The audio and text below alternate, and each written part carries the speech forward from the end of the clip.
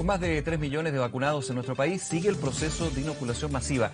Esta semana, se lo comentábamos, es el turno de las personas con y sin comorbilidad, entre 64 y 60 años. Los expertos y expertas proyectan un rebrote en este mes de marzo, tras la vuelta de veraneantes a sus hogares y también a respectivos trabajos. Vamos a analizar la situación que se encuentra, que se está viviendo en nuestro país. Estamos junto a la epidemióloga María Teresa Valenzuela, magíster en salud pública y vicedecana de investigación de la Universidad de los Andes. ¿Cómo está, doctora? Muy buenos días, gracias por estos minutos.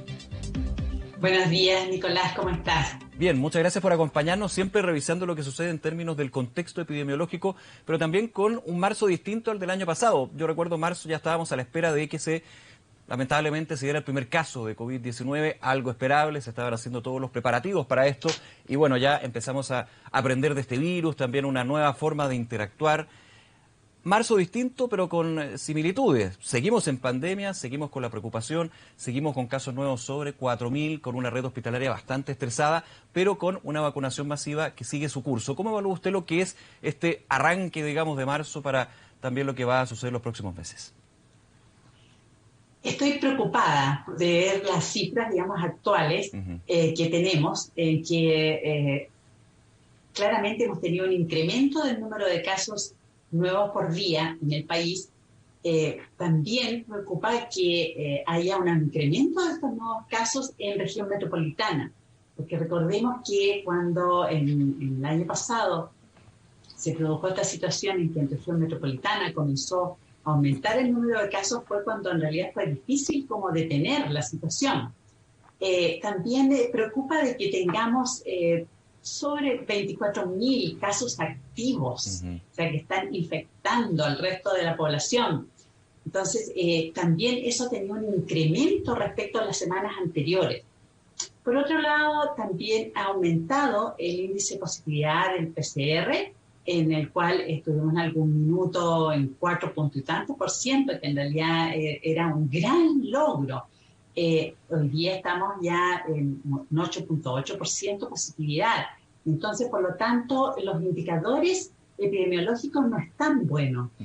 Sin embargo, esto se puede predecir, digamos, o puede señalar que aquí hay una asociación, ¿no es cierto?, de un relajo de las medidas de la población en general, dado el periodo de vacaciones, ¿no es cierto?, donde la gente se reúne mucho más que en otros momentos, aunque realmente hay que considerar que acompañó bastante la ventilación, ¿no? O sea, en el fondo, que muchas de estas actividades de reuniones de amigos, de familia, en el periodo de vacaciones, ocurren en espacios amplios y también al aire libre.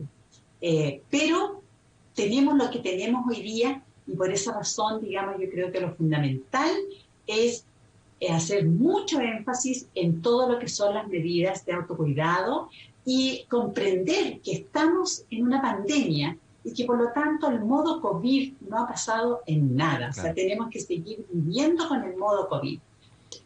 El tema de la vacunación, obviamente, abre una luz de esperanza muy importante en la cual podemos pensar que las personas mayores que ya ellas han recibido una dosis de vacuna y que se espera, ¿no es cierto?, que aproximadamente como el 15 de abril el 80% de esta población esté vacunada, ¿ya? Entonces, por lo tanto, esperaríamos, ¿no es cierto?, que se genere un impacto en la reducción de las hospitalizaciones y de las muertes de las personas mayores. Y ese es el punto, porque finalmente cuando hablamos de pandemia y vacunación, uno dice el gran objetivo es llegar al, no sé si al final de la carrera, pero sí varios metros más adelante cuando se pueda alcanzar esta esperada inmunidad de rebaño. Pero el primer objetivo que se quiere obtener, y es de los más delicados, más sensibles, más necesarios, es justamente lo que usted dice: bajar el estrés de los recintos hospitalarios,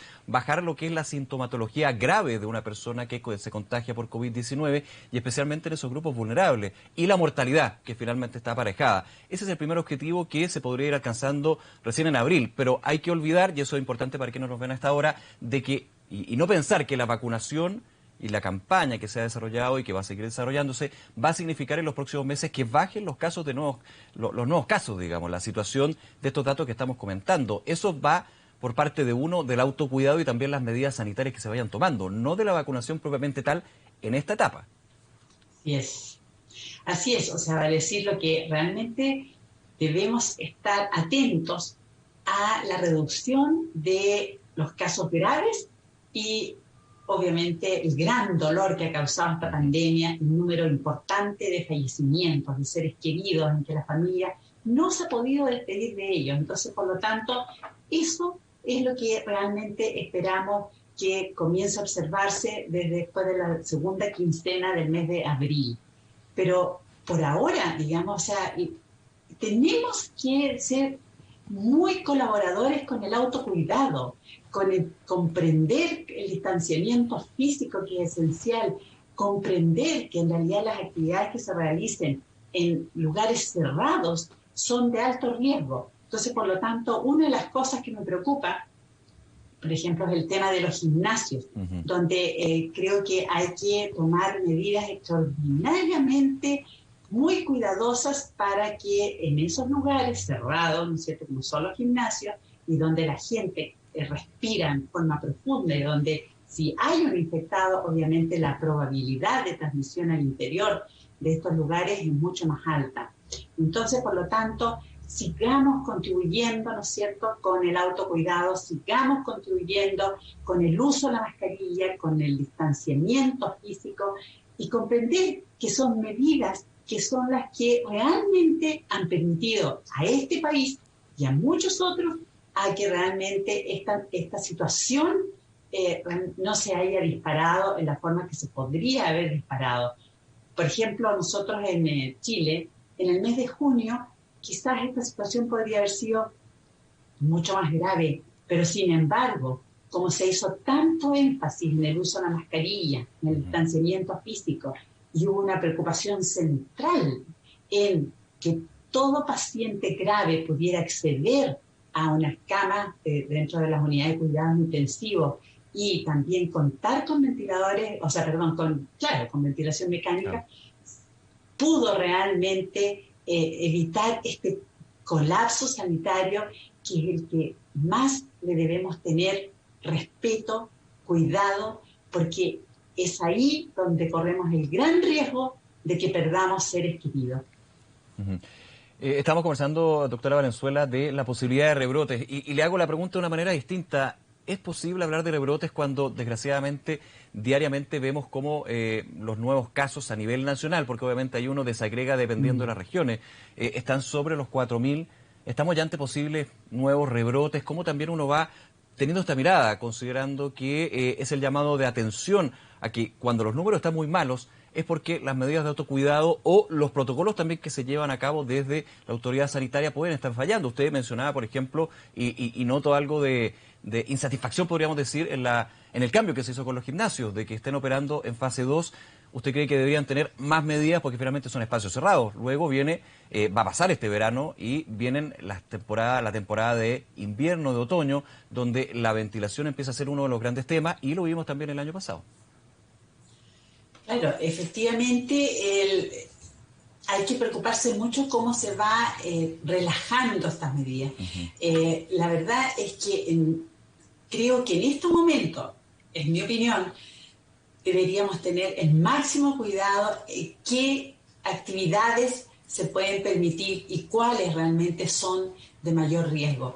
Porque, ojo, todavía no podemos pensar que la vacuna va a tener un impacto porque todavía la población que asiste a los gimnasios, que asiste, digamos, a los juegos, que asiste, qué sé yo, y que además son las que más generan reuniones sociales, ¿ya? Ellos todavía no tienen, no han tenido acceso a la vacuna. Claro. Y sumemos otro elemento, perdón, doctora, que de hecho a partir del miércoles comienza la segunda dosis, en este caso de la CoronaVac. Entonces también hay un elemento relevante, segunda dosis que va a ir a las personas de mayor edad. O sea, sigue el calendario, pero cuando tenemos la segunda dosis ya podemos empezar a ver cambios hacia más adelante. Así es, por eso es que debemos cuidarnos todos, porque tenemos que tener claro que en la medida que se infecte la población más joven, ¿no es cierto?, sin lugar a duda va a transmitir la infección a las personas mayores, a las personas de mayor riesgo, va a también asistir a atención, ¿no es cierto?, a los que tengan manifestaciones en las cuales requiere atención médica y que por lo tanto también puede transmitir la infección al personal de salud. Entonces, por lo tanto, tenemos que cuidarnos. Yo creo que se ha hecho un esfuerzo sobrehumano de parte del recurso humano que ha estado ahí en las trincheras atendiendo día a día a los pacientes, quienes pueden en estos momentos estar exhaustos, agotados de esta situación que ha sido tremendamente estresante, tremendamente afectadora de lo que es la salud mental, el temor, el miedo, lo desconocido. Entonces, por lo tanto, todos tenemos que contribuir. Quizás, obviamente, se entiende que lo podemos pasar bien, pero con medidas de autocuidado, aire libre, distanciamiento físico, uso de mascarilla, el lavado de manos frecuente. Pero lo que tiene mayor relevancia es que incorporemos en nuestras mentes que estamos en una pandemia y tenemos que vivir en modo COVID. Doctora, usted hablaba de ciertas actividades. Le quiero preguntar también por el inicio de clases. Hoy comienzan las clases, pero ahí cada establecimiento, y esto es muy importante, cada apoderado va viendo si opta por presencial o no. Teníamos los datos del Ministerio de Educación que alrededor del 40% de los colegios a nivel nacional van a optar entonces por este regreso a clases presenciales de manera gradual, segura y también voluntaria. ¿Cómo evalúa usted lo que va a ser este punto, que es bien clave dentro de las actividades que comienzan a reanudarse en marzo y también, si hacemos una comparación, a reanudarse con respecto al año pasado? Bueno, justamente la educación es una de las actividades críticas y fundamentales de que realmente se reinicien en forma presencial, porque ya se ha dicho en forma repetida, ¿no es cierto?, todo el impacto que genera la ausencia, digamos, de estar participando en actividades presenciales en los colegios, con los compañeros, la socialización, el manejo del estrés, porque no es solamente estar escuchando a un profesor, ¿no es cierto?, lo que se le está entregando en contenidos, pero sino, sin embargo, los colegios cumplen un rol mucho más extenso que eso. Entonces, por lo tanto, ¿qué pasa en esa situación? Ocurre que están establecidos los protocolos ya que se deben seguir, que todos los cuidados que hay que tomar, la ventilación que debe haber diariamente para que efectivamente disminuir al máximo el riesgo. Y por lo tanto, obviamente, las comunas que no están en condiciones, como por ejemplo las comunas que están en cuarentena, obviamente significa que tienen un número muy importante de casos y por lo tanto va a impactar lo que pasa en los colegios. O sea, lo que va a pasar en los colegios traduce exactamente lo que está pasando en la comunidad. Entonces, por lo tanto, en esto se está siendo extraordinariamente responsable de que se puedan abrir los colegios en forma presencial, donde efectivamente los indicadores epidemiológicos así lo permitan. En segundo lugar, bajo protocolos bastante estrictos y muy bien definidos. Tercero, una actividad que sea voluntaria, que sea flexible, que sea cada día ir observando con una vigilancia extrema.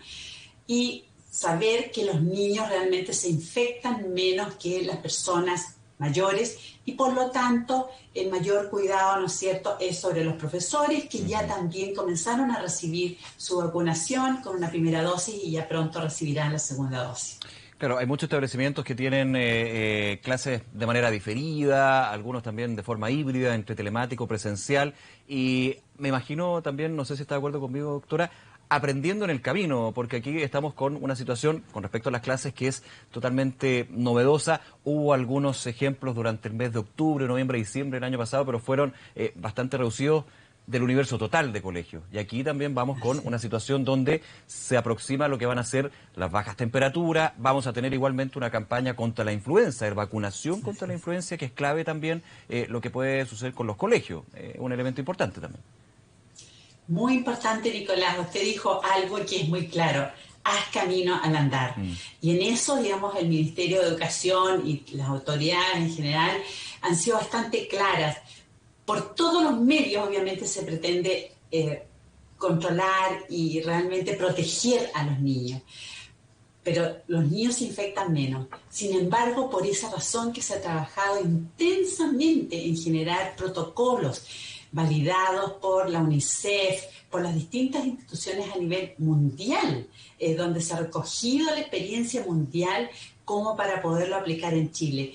Pero claramente el Ministerio de Educación ha dicho que no quiere exponer a los niños ni a los profesores, a la comunidad escolar, digamos, en general. Y para eso es que ha elaborado estos protocolos bastante claros y ha dado la flexibilidad, el mensaje de flexibilidad, el mensaje de voluntariedad y haz camino al andar. Doctora, ¿cómo ve usted lo que va a ser los próximos meses con todos estos elementos que estamos conversando, con la eventualidad de rebrotes, y quiero también poner un punto positivo, porque generalmente solamente hablamos de lo positivo que es la vacunación, pero creo que también es relevante que uno ya conoce más la enfermedad.